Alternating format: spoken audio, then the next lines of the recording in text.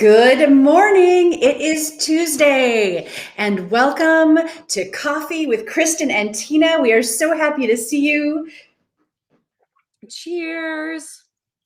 Cheers. It's the middle of August. How did that happen, Kristin? I don't know. The kids said something like they start September 1st. So how many days is that? 14 days? They're like, we start school in 16 days. And I'm like, how about y'all shut your face? I don't want to talk about that yet. I know. This summer, time has done something so weird, like ever since the pandemic, and then there was virtual school, and every day was like Blur's Day. And I still have that kind of hangover. Like, I'm not sure, sometimes I'll wake up and be like, wait, where am I? Who am I? And what do I have to do? And I'll be shocked, like, oh, it's a Wednesday today. I think the summer has gone quickly, when I think back about the things that we've done, like even just, I think scrolling through our camera rolls and our phones can be such a good experience, because when I do that, I'm filled with gratitude because I get to look back at camping and hiking and swimming and biking and just all the amazing things, softball nights at the complex, like all these really, really cool things. So when I look at it in that perspective, then it's like, oh my gosh, we have had an amazing summer and we have done so much. When I sit and I look at the calendar and I'm like, oh, it's August 17th, then I'm like, oh, where has the time gone? But the time has gone in amazing places. Yeah, that's such a good perspective, actually. And you're right. Looking back at your photo history is brilliant for being reminded of all of, it's funny because you can either think, okay, the summer has gone so fast, or you can also think, how have we done so much? Right. So it's kind of interesting. Right. Or I just think about like our summer began by traveling to Ohio in the Memorial Day weekend to visit Doug's family. And right after that, we came back and we went to Michigan with my family. And I think that's how we kicked summer off. And that seems like eons ago now, but it is still really amazing. And yet I feel like you were just telling us about it on this show. So time's just got this elastic kind of rubber band thing going on. Really? Does anyone else feel this way? I'd like to know how other people feel, or if it's just me. Is it my coffee? Maybe it's my coffee. I think really that was only like, this is going to sound so sick, 10 Tuesdays ago. Whoa. Right? Right. Wait, so by that math, is it like 10 Tuesdays until Christmas? Oh, stop it now. That's terrible. It's probably more like 16 Tuesdays till Christmas. Oh, well, there you go. November, December. Yes. Wait, how many Tuesdays until broccoli comes back? Ooh, that's St. Nick. That's like the first week in December. So it's probably 12 weeks till broccoli comes back. Hey. Terrible. Yes, we're not even talking about Christmas anymore. We just have to put the kibosh on that conversation right now. Oh my gosh. So you were talking about softball, and I think you and the girls have had an amazing summer, and I can just see the glint of something gold behind you. Can you tell us more? Yeah, so our little girls played their Ponytails Tournament this weekend, which is first and second graders, and they were second place in the league. So they got these really super fun second place tournament trophies, which they're so excited about. They only do trophies for first and second place in the league. So that was very exciting. But then on Saturday, they played softball all day. The first games were at 8:30 in the morning. The last games were at 3:45. Some of the girls played 3 games. Our girls played 2. But our little girls and their amazing coach, Brock Wettenkamp and assistants, they took first place. They won. That's awesome. Oh, so we've got these trophies are here because I offered, there was a couple of girls that couldn't play in the tournament. And I said, I will deliver them to their houses, because even though they couldn't play in the tournament, they still participated all year long. And so, yeah, it was a really fun Saturday. Was such a fun day at the complex. I just love being there and love seeing all the families out having a good time. The weather was amazing. Yeah. How exciting. Well, congratulations to the girls. And those trophies are awesome. And you can tell those are definitely like trophies for the winners and not just the small participation trophies. Yeah, so. That's right. We can talk. I'm going to talk about participation trophies. We do not do participation trophies. And so first and second place got trophies and third place got medals. And then beyond that, there wasn't anything. And there was some comments made like, you don't do anything after third place. And we said, no, we don't do anything after third place because we are not a participation league. Like the Olympics place 3 places. You don't get a participation medal or trophy in the Olympics after third place. And we're not going to do that either. These girls worked really, really hard, and we want to recognize their hard work in the season. So, yeah. Yeah. When did participation trophies become a thing? Ooh, that's a really good question. I don't know. I want to say, so I might date myself here, but I graduated in 1999. What? 1999. And there was not participation trophies in 1999. Unless they were doing it in the younger leagues. As a high schooler, we did not get them. So it came maybe in the 2000s. Interesting. First decade of the 2000s. Yeah, and I've got a decade on you, and I don't recall participation trophies being a thing as a kid. We were scrappy back then. You either did the work and you won or you got nothing. And I mean, I know that like this is going to maybe sound harsh to some people, but the reality is not everybody wins, right? And I think that the sooner kids can learn how to handle that and process that emotion of either we did really well and we won or whatever, I think the better off they are set up for life, because there's so many failures in life that, you know, not winning in your little league tournament is a great place to start learning kind of how to navigate the emotion that comes along with it. The other thing I'll say is 99% of these kids do not care. They have so much fun playing. They're just happy to be with their friends that like an adult puts this lens on it that is just not necessary, because the kids just in the end have a great time. So that's an interesting perspective. And, you know, it also makes me think, you know, so like if you see one of the first place, second place, third place trophies, right? And you think about that on your shelf and then you're going about your day and you see your trophy, it's a really good memory. But so let's say you have a participation trophy for 6th place and you walk past it, like as you're doing your hair, putting your ponytail in or something. What feeling is that supposed to bring about? Just a reminder that you showed up? Right. I just don't think that's necessary. I think you're right. A reminder that you got last place. Right. Again, if anybody's watching, I don't know if anybody's with us today, but I'm just going to say I'm highly competitive. So this is again through my competitive lens, but yeah, I think the experience, even just during the regular season, the experience of kids having a game where they lose. I don't prefer undefeated teams. I think undefeated teams take their eyes off the prize and the work that goes into that, you know, into winning. And so sometimes it is a good thing for kids to have to experience that loss and be resilient through the loss and figure out, okay, how do we as a team do our best to win? So, you know, I think there's something to it, because then it also creates that desire, like, we just missed meeting the level where we get this, you know, reward of a trophy or whatever it might be. Right. And I think for me, even in times when I haven't done well, I've always looked at like, what were those other people doing that allowed them to be exceptional or allowed them to perform better? And then how do I do more of that to not just develop myself as an individual, but I mean, I even have that lens as a coach. I'm constantly watching other coaches and how they coach and lead and get their girls to perform well. And so. Cindy, great point. It is such a life skill when you learn how to be a good loser, to play a good game. You have nothing to be ashamed of. That's my Aunt Cindy. I love her.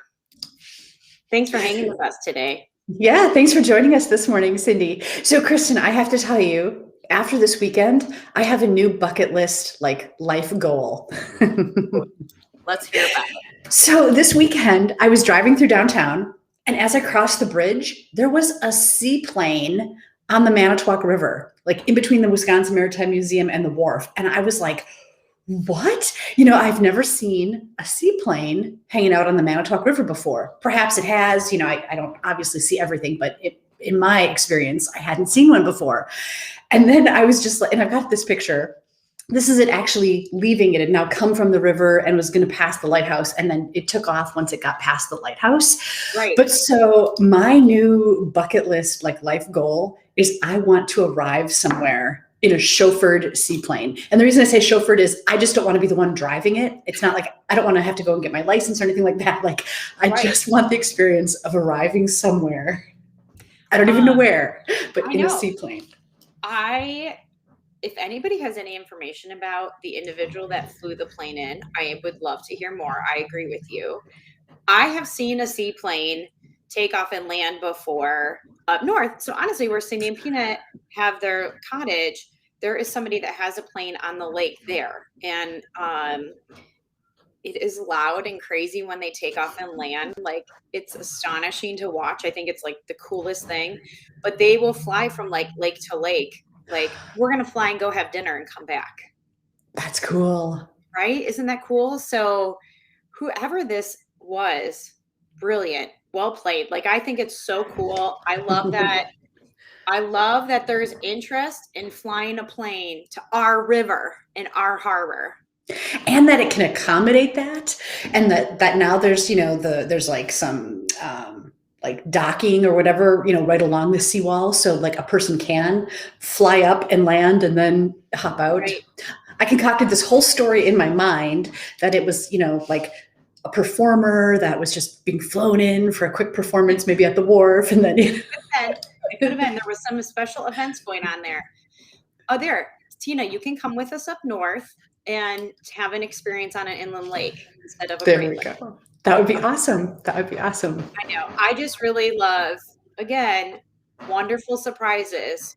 I didn't see the plane myself on Saturday, but I saw the pictures online Saturday night, and I was like, that is cool. And just so cool that it made such a stir, too, that here we are all talking about it. Look at where we live. Look at where we live.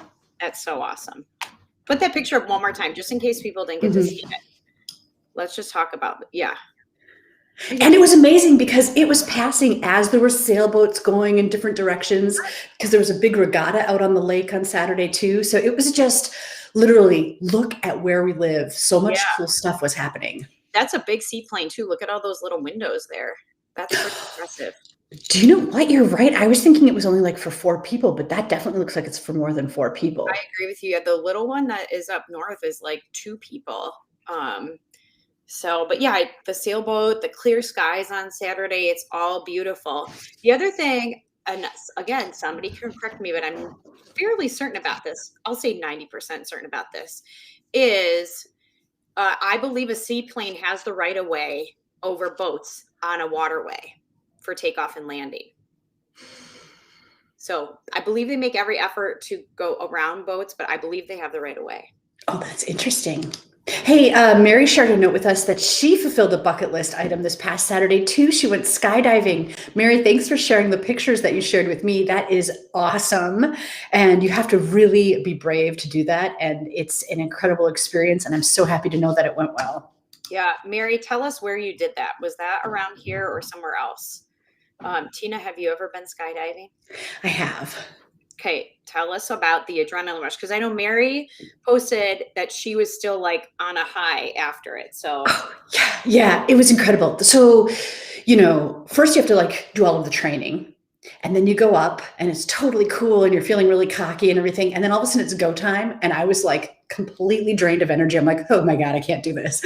And so you have to like hang on and like lean out of the airplane. And I was like so tightly gripped. I'm like, my fingers are never going to let go. But then once you actually just throw yourself into it and go, the scream and the adrenaline rush, it is amazing. Like, I got to the ground, I'm like, oh my God, let's do this again. And the rush lasted like all day. I mean, it was just like tingles and buzz and just, it was amazing. And I would never do it again. Really? For what reason will you not do it again? Because it was terrifying, because there's so much that could go wrong. I did this before I was a mom, and I feel like my brave meter was in a totally different place than before I became a mom and somebody like depended on me. Sure. So Mary's just commenting here. She was at Seven Hills skydiving near Madison. So in case you ever wanted to go skydiving, that's where she did it. Yeah, I'm with you. Like, I wouldn't say that I'm opposed to doing it. Doug is afraid of heights, so I don't know that he would ever do it. But I would probably wait until my children were adults. I don't know that I could wrap my brain around doing that right now, unless like we were all doing it together. Yeah. Mary, did you do it tandem? Did you dive with somebody? Were you strapped to somebody? My brother reminded me recently that when we did it solo. We like took extra courses or whatever. And so like, I mean, I can remember like going through the steps in my mind, like, okay, if the primary chute doesn't open, this is what you do. And if, like that's a lot of emergency planning and terror to put on yourself. Right. Your brain has to work under duress in that situation. So, the fact that you did it is like super cool. Yeah. Mary just said she did a tandem with her cousin, which I think would be a really fun experience too. Oh, that's cool. Yeah. Yeah. Well, yeah. I mean, I absolutely loved it. And the rush was so incredible. So, at least one time, it wouldn't be bad for people to have that kind of experience, but. Mm-hmm. Yeah. I don't know. But now I'm a big chicken. Like some friends. You are not a chicken. You are calculating risk. True. But speaking of being brave, like, okay, so some friends came to visit over the weekend, and this is the Manitowoc Lighthouse. And if you're very brave, you can like shimmy along the sidewall and get to the back of the lighthouse. I'm not even brave enough to do that anymore. Like, I just don't want to risk hanging off the side of the lighthouse, So I guess, yes. What about that is scary to you? So do you see near the top of the picture, see where like the cement is eroded away, and you literally just have to like step over and like grasp the handholds? It's not wide enough that you can just walk on that little sidewalk. Right. I guess this day in this image, it's really calm. There aren't waves lapping up or anything. Right. I look at this and I'm like, the lake's pretty calm. The worst thing that's going to fall in the worst thing that happens is you slip and fall in. You could hurt yourself on the concrete along the way, but if I'm falling, I would just jump in. And then you just have to swim. And to your point, it doesn't look rough. Like, you're not going to get slammed into the rocks or anything. And I don't want to do any of what you just described, Kristin. I don't want to fall in, and I don't want to swim out by the lighthouse. So when we go to the lighthouse, the chains that are in the upper part of your picture, Doug freaks out about the chains and the ledge and the girls like falling through there. Once again, I love him dearly. He has an issue with heights and water. So that is like heights and water. But to me, that would be fun. That would be like, yeah, this is a little risky, but I feel fine if something bad happens. So you're saying Doug would not want to shimmy along the wall? No, and he would not prefer that I shimmy along the wall either. Yeah, I feel like this picture doesn't do it justice. When confronted with it, yeah, I don't know. But I would analyze about the water conditions on that day, because if there's big waves and you can get like thrown into the side of the building, then I wouldn't be as keen to doing it versus like a calm lake day. I wouldn't think twice about it. Yeah. Well, I'm just going to pull it up one more time. I'm not sure if along the wall in the water, if it's clear. Like I know on the other side of the lighthouse, there are some like big jagged rocks and stuff. Correct. I think that point of view is the harbor side. So yes, I think it is clear. The other side of the lighthouse does have boulders, and then the front has like the platform. So you're right. Yeah, and the platform is no problem. If I can get to the platform, cool. I could hang out there all day. Yeah. It's just the getting there that. Right. Fun. I love it. So Kristin, tell me about this chalk art. So our girls, this is like one day last week. They're like, we're so bored. We don't have anything to do. And we live close to the Silver Creek Fire Station, and we often ride bikes or hoverboards or whatever, scooters, skateboards. So I was like, You need to be outside. You need to go play. It's a beautiful day. And they're like, we're so bored. And I said, okay, you can go play Foursquare over there. We can play tennis. We could do like all these different things. Take your chalk along, draw. So the girls went over there, and I'll be honest, I had not looked at it until yesterday, but I got over there and there's all these chalk drawings, and I laughed out loud. So my daughter, Grace, very creative. Manitowoc loves you so much, they want you to park here. Isn't that awesome? I feel like every space downtown should be stamped with this. I totally agree. I love that. I'm like, Grace, that is awesome. It's so awesome. So I think there was 8 or 10 parking spaces in the middle of the lot. They drew or colored in every single space. Yeah, nice to see you again. The one on top of that one says, any vehicle welcome here. Yeah, that one says, any vehicle welcome here, and had a pickup truck in it. The next one, yeah, park and me. And so all of this is done just by your girls? Yeah. Oh, that's amazing. They were bored. And I chose not to entertain them. I chose for them to have some creative moments. And yeah, isn't it cute?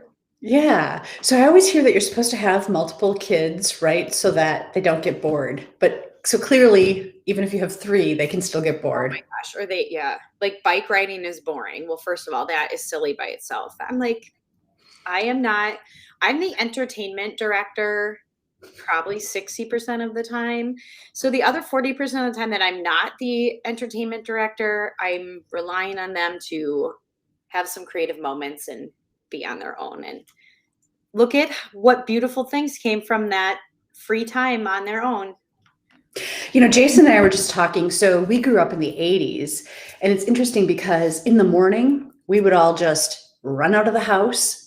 And then in the evenings, all of the different neighborhood kids, our dads had different whistles. So we could be like, blocks and blocks away. And all of a sudden you'd hear like a certain whistle. You'd be like, oh, that's my dad. I got to go.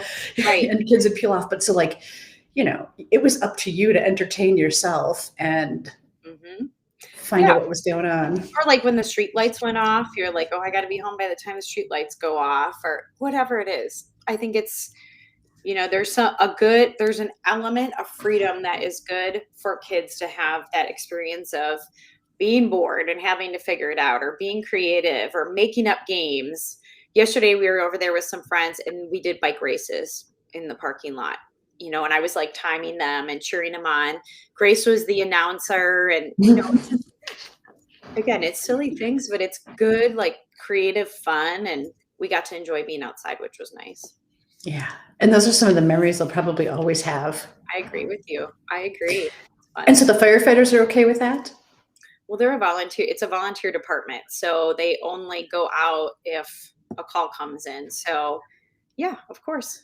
Oh, so they're not like residing there. There's not somebody always stationed there. Okay. Yeah, it's a volunteer department. They get paged if they have to come in. So it'd be so cute to see their expressions. I know. Right? Yeah. Every time that somebody's cutting the grass or moving a truck or something, they might run into them. But yeah, it's cute. That's amazing. Cool.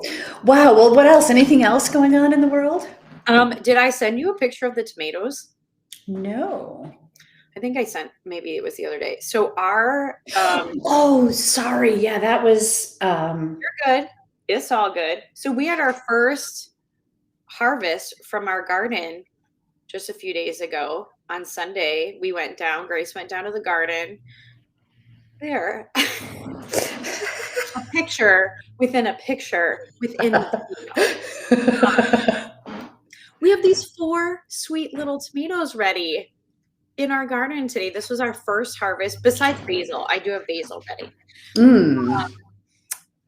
But I just saw a comment from Cindy. I'll come back to that.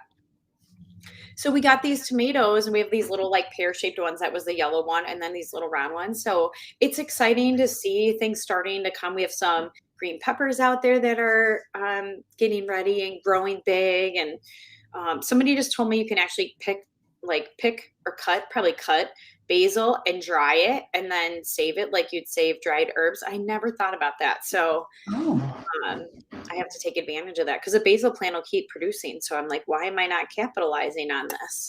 I love basil. It's such a great herb. I thought you were going to say, though, that you could pick a peck of pickled peppers. No, but I do love peppers. I do love all those things. So my Aunt Cindy just commented, and I will get the picture queued up for next week. So when we were camping at Shawano County, the kids, it had rained, things were sloppy and messy. The kids decided they did not want their shoes dirty or wet. So they took Ziploc bags and they put them on their feet and were running around with Ziploc bags, and they were like zipping them up so they would stay on their feet. And once again, like, genius creative play. The Ziploc bags, maybe, I don't know what they cost a piece, 10 or 15 cents a piece. Like, the kids probably were with them for an hour or an hour and a half running around. It was hysterical. Great makeshift galoshes. That's awesome. They played Ziploc feet hide and seek, and they were like running in them, and it was hilarious. I know I have pictures. I will get them for next time. So again, just giving them the space to be thoughtful and creative. Yeah, that's awesome. Well, and going back to your garden too, it's so great to give them the experience and the opportunity to understand where food comes from, you know, Right. what it takes for it to grow, where it does grow. Right.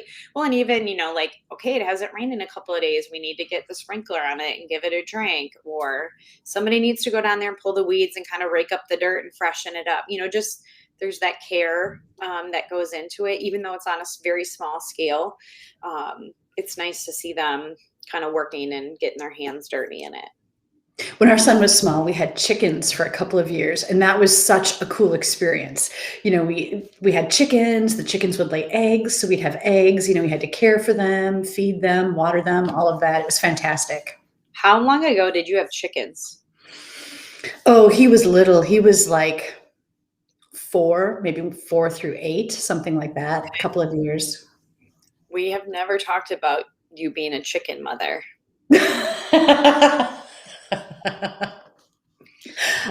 Yeah, it was great. We'll have to save that for another show. We'll save the Ziploc feet game and the chickens. I was just going to ask if you had a particular variety of chickens. They were bantams, I think. Okay. Do you have pictures from this era of your life? I do. I can pull some up. Is there anything you haven't done, Tina, besides you've skydived, you scuba, like, you're so worldly. I mean, I'm almost 50, Kristin, so I've had some time to do some stuff. Okay, for our friends watching or that will watch this after, give us ideas on what Tina can do that she hasn't done yet. Because you've climbed mountains, you've traveled internationally, you've ridden on a camel, right? Like, I have Kalu the camel. We're gonna come up with some things. We're gonna come up with some things that will keep you entertained for the next 50 years. Thanks, but keep in mind, I'm like a big chicken about just even shimming around the lighthouse these days, so it can't be too radical. Okay, but you're willing to go scuba diving. I love scuba diving. I love being in that world. That feels risky to me too. Like, I would be like, is my regulator working? Is my tank gonna blow up? Am I gonna inhale water? Like, you don't have that experience? Yeah, I guess I'm not that worried about that because I'm not doing deep dives. The sweet spot for me is about 28 feet or 30 feet, right? Where there's still beautiful sunlight illuminating the coral or whatever it is that you're looking at. Any deeper, and then you have to start worrying about decompression when you come up and all of that. And I just don't love being where it's deep, right? I don't like when it gets dark, when it gets cold, when all of a sudden a shipwreck is like looming out of the deep. That stuff freaks me out. And so, yeah, I feel like at 28 feet, for example, if something would happen, I feel like I could rise to the surface and I'm not worried about it. Okay. We love it. So yeah, I would love to see what kind of suggestions people have. Yeah. Cindy just asked if you've picked night crawlers. I have. I love it. All right, friends. We are going to revisit the comments over the course of the week, and we will hit this up next week on the show. Yeah, sounds awesome. Everybody, thank you so much for joining us. This was a lot of fun again, and we will look forward to seeing you next time on Coffee with Kristin. Kristin and Tina. See you next time, everyone. Bye, guys. Bye.